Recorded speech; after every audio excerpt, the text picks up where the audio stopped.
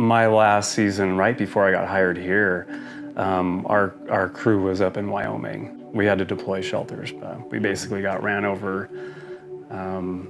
Pretty gnarly experience. Yeah, I had actually just found out like 3 days prior that my wife was pregnant with the twins. Wow.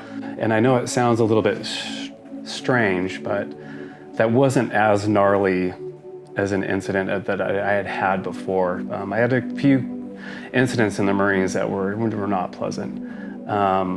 But the difference is, like, in the Marines, it was just me, right? Like, I was a young dude, you know, no wife, no kids. So if something were to happen, it's just me, right? And it's you almost kind of like downgraded a little bit, you know. But this incident, you know, I had a wife.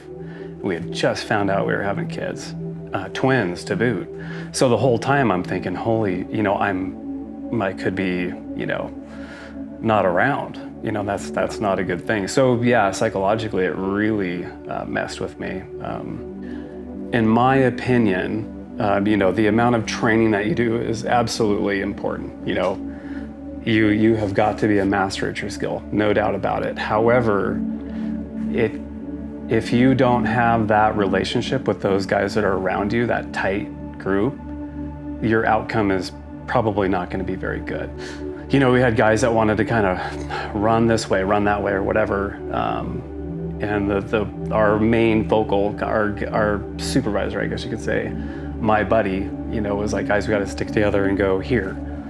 And there was 3 places in that canyon that people could have survived, and we picked one of them out of a 5-mile range, you know.